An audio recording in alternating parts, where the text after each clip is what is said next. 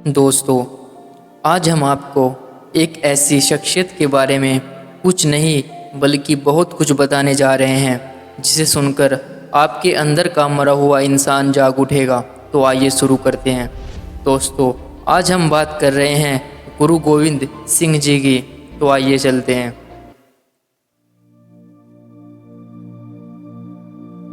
दोस्तों, ये तब की बात है जब 30 मार्च 1699 को बैसाखी का पवित्र पर्व था।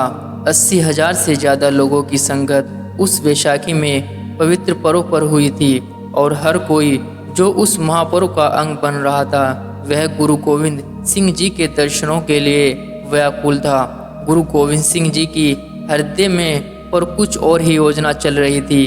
वे अपने शिष्यों की अग्नि परीक्षा लेना चाहते थे। जैसे ही पर्व पूजन का कर्म संपन्न हुआ वैसे ही वे एक तलवार लेकर मंच पर प्रकट हुए और जोर से गरजते हुए स्वरों में बोले, इस भीड़ में क्या कोई एक ऐसा है जो सच्चा बलिदान देने को तैयार है। सभी के सिर उत्कुटा से मंच की ओर मुड़ गए।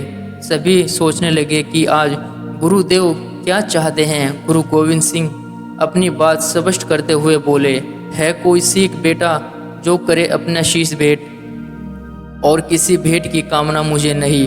अपनी बात को आगे बढ़ाते हुए बोले, ना मुझे साथी चाहिए, ना पैसा चाहिए, न शस्त्र चाहिए, न दौलत चाहिए।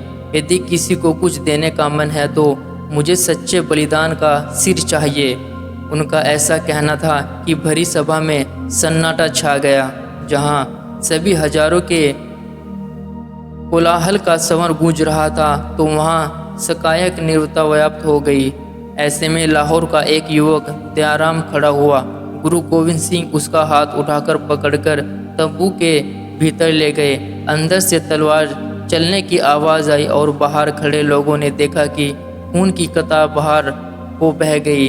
गुरु गोविंद सिंह जी फिर बाहर आए और बोले, मेरी कृपान अभी 4 प्यारों की कुर्बानी और मांगती है।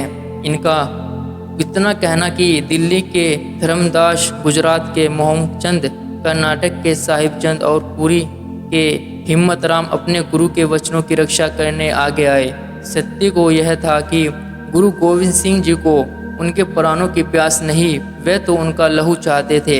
वे तो उनकी परीक्षा थी। परीक्षा ये देखने के लिए थी कि राष्ट्र की रक्षा के लिए, संस्कृति की रक्षा के लिए बिना किसी शर्त के, बिना किसी कामना के अपने जीवन का बलिदान देने का साहस किस में है। वो पांचों जीवित थे, खून नकली था। वो पांचों पंच प्यारे कहलाए। उस दिन इन राष्ट्र की सौभाग्यशाली भूमि पर खालसा पंथ के उदय हुई।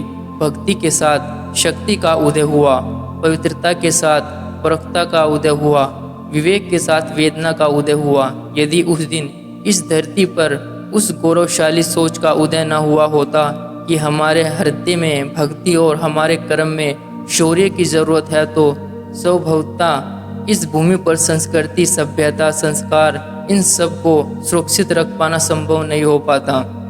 यह सोच इस भारत की भूमि को देने वाले कालजयी व्यक्ति गुरु गोविंद सिंह जी का यह संदेश सदा ऋषि रहने वाला है। उनके जैसा युगांतरकारी व्यक्तित्व कभी कभी इस धरती पर आते हैं। एक अद्भुत साधव तपस्या की प्रतिमूर्ति, अद्भुत संगठनकर्ता, पराक्रमी योद्धा, महान संत, ये सभी उनकी महानतम व्यक्तित्व के उनको आयामों में कुछ आयाम है। हजारों व्यक्तियों के बराबर का जीवन उन्होंने अकेले ने जिया है। इस राष्ट्र की रक्षा के लिए उन्होंने अपने संपूर्ण परिवार को बलिदान करने में संकोच नहीं किया। जब उनकी धर्मपत्नी ने उनको पूछा, मेरा तो एक भी पुत्र जीवित नहीं रहा, तो अब मैं किसे देखूं, तो उन्होंने उत्तर दिया, उन पुत्रन के शीश पर वार दिए सूत 4 मुंह तो क्या हुआ, जीवित हुए 1000। गुरु गोविंद सिंह का जीवन हमें राष्ट्रभक्ति का संदेश देता है। उनका जीवन हमें सिखाता है कि देश के लिए मर मिटना, खून का एक एक कतरा बहा देना, अपनी एक एक सांस को सौंप देना ही सच्चा धर्म है। वो समाज को यह सिखा कर गए कि धर्म तोड़ना नहीं सिखाता, जोड़ना सिखाता है। धर्म गिरना नहीं सिखाता, उठना सिखाता है। धर्म बढ़ना नहीं सिखाता, मिटना सिखाता है। इसलिए उन्होंने 2 शब्दों का प्रयोग किया कि एक का नाम संगत और दूसरे का नाम पंगत। संगत का मतलब है अंतकरण मैं इस भाव को धारणा करना कि परम पिता परमेश्वर की संतान हूँ, छोटे कार्यों को करने के लिए धरती पर नहीं आया हूँ। और पंगत का मतलब सब समान है। आज इस देश को इसी एकत्व के भाव वाली, समानता के भाव वाली सोच की ज़रूरत है।